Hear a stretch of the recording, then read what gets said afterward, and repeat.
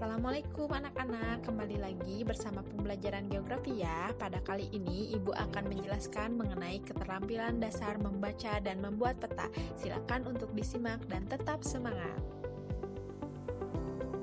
Keterampilan dasar membaca dan membuat peta. Di sini ada contoh peta ya, tapi sebelum Ibu jelaskan itu, kita lihat dulu di sini. Nah, komponen-komponen atau kelengkapan peta. Kan kita sudah tahu ya bahwa peta itu mengandung informasi berkaitan dengan data spasial atau berkaitan dengan fenomena yang ada di permukaan bumi gitu ya, baik itu fenomena sosial ataupun fenomena fisik. Nah, makanya peta yang bagus itu biasanya dia memiliki informasi yang lengkap. Nah, kelengkapannya itu bisa dilihat dari komponen-komponen di bawah ini. Yang pertama ada koordinat atau garis bujur dan garis lintang. Biasanya di sebuah peta itu ada garis warna biru muda yang kotak-kotak atau persegi biasanya. Yaitu disebut dengan koordinat. Terus nanti ada peta, ada warna peta, ada sumber data, ada lettering, terus ada judul peta, ada garis peta, ada orientasi, ada legenda dan skala peta. Nanti Ibu jelaskan langsung di petanya ya. Oke, di sini ada salah satu contoh peta pemerintahan Kabupaten Banyumas. Di sini ada peta administrasi. Kita lihat di situ. Yang pertama itu ada judul peta.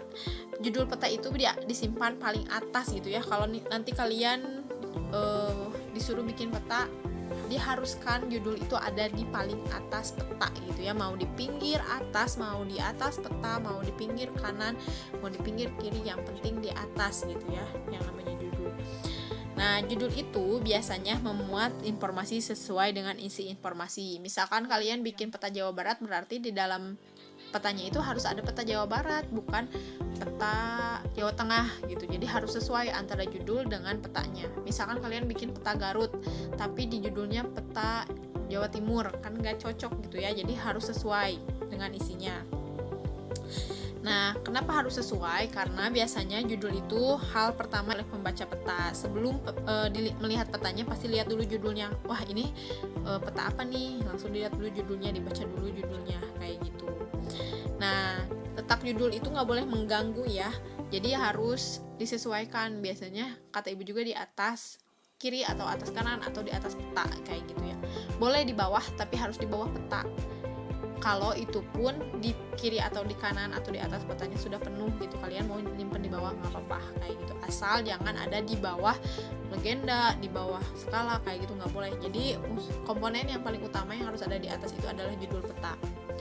Nah, yang kedua ada garis tepi. Kalian bisa lihat di sini ya, di sini ada garis tepi ini. Nah, garis tepi di sini ada dua ya. Yang pertama itu garis tepi yang dibuat di luar peta. Biasanya yang dibikin yang pertama itu dari ujung peta sampai dengan ujung komponen ke sini. Kayak gitu. Biasanya kayak gitu ya. Tapi ini mah kalau peta itu seni gitu. Menurut keindahan masing-masing itu seperti apa gitu. Tapi harus sesuai dengan aturannya, kayak gitu ya. Terus selain peta yang selain garis yang di luar, garis tepi itu juga harus dibuat di dalam. Kalau kalian bikin peta di sini, kalau kalian bikin petanya di sini, otomatis berarti kalian harus bikin garis juga di dalamnya, kayak gitu ya. Terus yang ketiga ada orientasi. Di sini orientasi itu merupakan diagram petunjuk arah atau arah mata angin, biasa disebut mah ya. Nah, kalian bisa lihat di sini di bawah. Nah, yang ini itu merupakan arah mata angin atau orientasi. Kalian bisa searching jenis-jenis orientasi atau mata angin, bagus-bagus gitu ya. Misalkan, Bu, aku mah pengen panah gambarnya, Bu, aku mah pengen plus terus ke atas, boleh. Aku mau ke semua arah, Bu, aku mau bikin bintang, Bu, boleh gitu ya, sesuai dengan kemampuan kalian. Terus penyimpanannya di mana, Bu? Bebas kalau orientasi sesuai dengan keindahan. Misalkan mau di sini, orientasi disimpan di sini, boleh gitu ya. Asal tidak mengganggu petanya. Asal jangan di sini, itu nggak boleh. Terus selanjutnya ada skala peta. Nah, skala peta itu yang mana? Kalau di sini dia memakai skala peta yang garis. Nah, skala peta itu sebenarnya ada 3 jenis. Skala itu ada skala pecahan, skala garis, dan skala kalimat. Kalau skala pecahan biasanya dia bentuknya 1/250.000. Itu baru yang namanya skala pecahan atau skala numerik. Nah, kalau ini skala garis. Nanti ada lagi skala kalimat. Kalau skala kalimat itu bentuknya misalkan 1 cm adalah 1 km, atau dalam bahasa Inggris mah misalkan 1 inci to 1 mil, atau 1 inci to 1 mil, kayak gitu. Terus selanjutnya setelah skala ada legenda atau keterangan peta di sini ya. Nih, kalian bisa lihat di sini ada legenda. Legenda itu apa? Legenda itu merupakan keterangan semua simbol yang terdapat di dalam peta agar mudah dipahami. Misalkan warna juga masuk ke legenda. Terus di sana ada simbol-simbol apa masuk ke legenda. Misalkan kalian ngegambar peta ada warna hijau, kuning, biru. Berarti warna-warna itu harus dijelasin. Hijau itu apa, kuning itu apa, biru itu apa. Kayak gitu ya. Jadi jangan asal ngegambar kayak gitu. Misal kalian bikin peta Jawa Barat misalkan ya. Terus kalian gambar Garut warna kuning, Ciamis warna biru, kayak gitu ya, boleh. Tapi nanti pas di legendanya harus ditulisin kuning sama dengan Kabupaten Garut, misalkan kayak gitu ya. Terus selanjutnya ada koordinat. Tadi udah ibu jelasin, kebetulan di peta ini nggak ada koordinatnya ya. Biasanya koordinat itu ada garis ke sini set, garis ke sini. Tapi warna biru muda biasanya. Kalau bukan biru muda mah biasanya itu bukan grid atau koordinat ya. Terus selanjutnya ada simbol peta. Nah, ini simbol peta ya, kalian bisa lihat. Salah, simbol peta. Nah, simbol peta itu yang ini.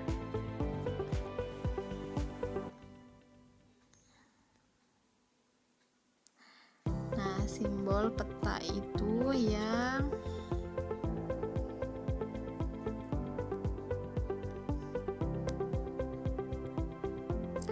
ini simbol peta. Jadi kalau misalkan simbol peta itu merupakan kenampakan peta yang tidak sama dengan foto. Kan kalau foto mah menampakkan bentuk aslinya. Kalau peta mah kan nggak bisa ya, otomatis dia menampakkan sesuatu yang menyerupainya. Misal, tapi ada syaratnya kalau simbol teh harus kecil gitu. Jangan udah tahu ini teh petanya kecil, terus kalian bikin masjid segede apa di sini, nggak bisa gitu ya, harus kecil teh peta teh. Terus sederhana, jangan dibagus-bagus teuing gitu ya. Misalkan kalian bikin rumah kalian, rumah aku mah di sini udah bikin warna-warni, itu ya harus sederhana mungkin. Terus harus jelas juga biar yang baca peta teh tahu, oh ini teh rumah ya, oh ini teh masjid ya, kayak gitu. Nanti ibu kirimkan ya contoh gambarnya. Nah, ternyata simbol itu ada beberapa jenis. Yang pertama ada simbol titik. Biasanya kalau simbol titik itu contohnya seperti simbol kota. Kalau simbol kota itu biasanya titik aja warna hitam. Udah kayak gitu. Terus ada juga simbol gunung. Biasanya simbol gunung itu segitiga. Udah gitu. Kalau segitiganya warna merah berarti dia gunung aktif gitu. Kalau misalkan segitiganya warna hitam berarti dia bukan gunung aktif, kayak gitu. Terus ada juga simbol garis. Kalau simbol garis itu seperti sungai, batas wilayah. Nah, kayak ini nih, ada warna garis, ini garis. Terus ini juga ada garis. Berarti itu yang namanya simbol garis. Dimasukin ke sini ada garis-garis. Tuh, kayak gitu. Jadi pokoknya apa yang ada di peta kalian nanti harus masuk ke sini ya. Kayak gitu. Terus selanjutnya ada simbol wilayah juga harus ada. Nanti kalau misalkan di sini ada Jol ya, di kalian teh ngegambar Sumedang, terus di sini tuh ada waduk Jati Gede warna biru gede. Berarti di sini juga harus ada kalian bikin warna biru gede yang kecil. Kayak gitu ya. Terus misalkan ada rawa atau ada sawah, di sini tuh kelihatan ada sawah. Udah aja masukin ke sini. Kalau di sininya ada berarti di sininya juga harus dibikin kayak gitu. Kalau di sini ada berarti di sini juga harus ada. Kayak gitu. Terus ada simbol aliran untuk menyatakan alur dan gerak suatu fenomena. Biasanya itu adanya di peta arus mata angin atau arus laut kayak gitu. Terus ada simbol batang, menyatakan harga suatu fenomena atau membandingkan dengan harga fenomena lainnya. Biasanya itu mah peta-peta indeks kerawanan bencana, indeks kepadatan penduduk kayak gitu. Bukan peta-peta seperti ini, biasanya peta-peta rumit yang kayak gitu. Terus yang selanjutnya setelah simbol ada lagi lettering. Nah ini ya lettering. Masalah lettering. Nah ini lettering. Lettering itu apa? Lettering itu semua tulisan yang bermakna yang ada di dalam peta. Contoh ini Kabupaten Purbalingga, Kecamatan Kalibagor. Terus ada desa gitu ya. Itu kan nama-nama semua. Itu tuh disebutnya lettering. Nah, bentuknya itu ada yang kapital, ada yang huruf kecil, ada yang kombinasi antara kapital dan kecil, ada yang tegak dan ada yang miring. Nah, contoh penulisannya itu yang pertama ya, gunakan ukuran huruf yang proporsional. Kalau misalkan kalian bikinnya manual ditulis berarti harus disesuaikan ya. Jangan ini gede yang ini kecil, tapi harus sama, kecil-kecil semua, gede-gede semua gitu. Ukurannya bukan huruf kecil atau huruf besar, tapi harus ukurannya sama semua gitu ya. Terus nah, kalau judul kalian harus bikin itu dengan huruf cetak yang besar. Jadi nggak huruf besar semua dan harus tebal. Kalau ini mah misalkan kalian bikin yang lainnya pakai pulpen, ini mah pakai spidol aja kayak gitu ibu saranin ya. Terus kalau kalian di peta kalian nanti ada sungai, otomatis di tulisan nama sungainya itu harus huruf miring, dan nama sungainya itu nggak usah tegak. Kan kalau ini mah searah ya, semuanya searah gini semua. Nah kalau sungai penamaannya itu nggak usah kayak gitu. Kalau sungai mah bisa kalian mengikuti, ini misalkan ada sungai set, misalkan ini ada sungai set, terus kalian namain Ciman. Jadi ikutin alur sungai boleh. Kalau sungai mah boleh menamakannya seperti itu ya. Terus nama tempat juga harus dengan huruf tegak gitu ya. Tegak di sini nggak boleh miring. Nah ini nama-nama. Nah ini kan kayak nama tempatnya lurus tuh, lurus, nggak ada yang miring gitu ya. Nggak ada yang segini miringnya, nggak ada yang segini miringnya, ada yang miring ke sini, ada yang miring sini, nggak ada. Tapi semuanya harus lurus gitu ya. Terus sebaiknya tidak terlalu banyak huruf gitu ditemukan di dalam peta. Jadi kalau yang penting-penting aja gitu. Ada warna nih, ada warna di sini kalian bisa lihat ada warna peta. Nah warna peta itu biasanya menonjolkan perbedaan objek pada peta. Nah biasanya warna dasar coklat biasanya itu untuk menggambarkan kenampakan relief muka bumi.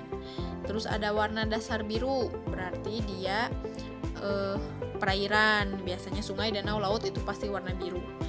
Terus warna dasar hijau, oh berarti itu hutan atau perkebunan atau vegetasi, intinya pasti warna hijau.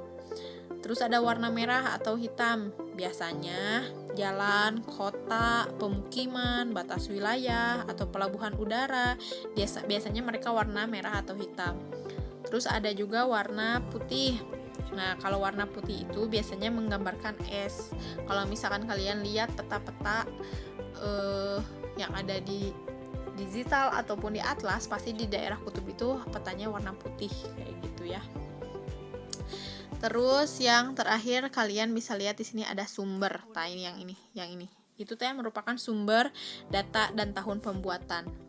Nah biasanya sumber data ini ada di dalam peta yang kalian buat. Misalkan kalian ngambilnya di Google ya, di googling boleh gitu ya. Kalian cari peta Jawa Barat tahun berapa, sumbernya di mana.